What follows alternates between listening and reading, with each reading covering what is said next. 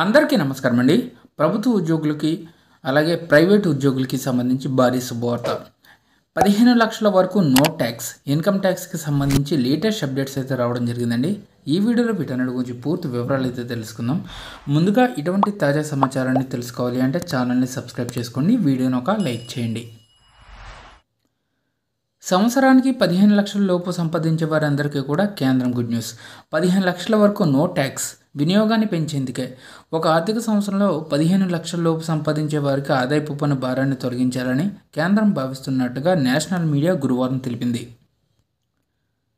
ఇలా చేయడం వల్ల వినియోగం పెరిగి ఎకానమీకి మేలు జరుగుతుందని భావిస్తున్నట్లు సమాచారం. పన్నును తొలగిస్తే లక్షలాది మందికి ప్రయోజనం కలుగుతుంది. కొత్త ట్యాక్స్ సిస్టమ్కి మారితేనే ఈ లాభాలు ఉంటాయని రాయిటర్స్ వార్తా సంస్థ రిపోర్ట్ చేసింది. అయితే దీనికి సంబంధించి విధి విధానాలను ఇంకా ఖరారు చేయలేదు. వచ్చే నెల 1వ తేదీన బడ్జెట్ ప్రవేశపెట్టేలోగా తుది నిర్ణయం ప్రకటించే అవకాశాలు ఉన్నాయి. ప్రస్తుత ఆర్థిక విధానంలో వార్షిక ఆదాయం 3 నుంచి 15 లక్షల వరకు ఉంటే 5 నుంచి 20% మధ్య పన్ను ఉంటుంది. 15 లక్షల కంటే ఎక్కువ ఆదాయం వస్తే 30% పన్ను కట్టాలి. అయితే కొత్త పన్ను విధానంగా 3 లక్షల లోపు ఆదాయం ఉన్న వారికి 0% ట్యాక్స్, ఆ తర్వాత 7 లక్షల లోపు బ్రాకెట్పై 5% పన్ను, 7 నుంచి 10 లక్షల ఆదాయం ఉంటే 10%, 10 నుంచి 12 లక్షల వారికి 15%, 12 నుంచి 15 లక్షల వారికి 20%, 15 లక్షలు అంతకంటే ఎక్కువ ఉంటే 30% పన్ను విధిస్తారు. అయితే పన్ను చెల్లింపుదారులకు ప్రస్తుతం ఈ 2 ఆప్షన్స్ అందుబాటులో ఉన్నాయి.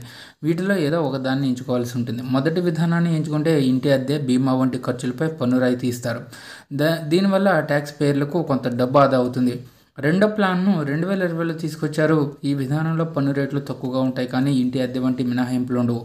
అయినప్పటికీ తక్కువ పన్ను రేటు వల్ల ఎక్కువ మంది కొత్త విధానానికి మారుతున్నారని ప్రభుత్వం చెబుతుంది. మన దేశంలో ఎక్కువ మంది ట్యాక్స్ పేర్ల ఆదాయం 10 లక్షల వరకు ఉంటుంది. ఈ బ్రాకెట్లలోనే మెజారిటీ ట్యాక్స్ పేర్లు ఉంటున్నారు.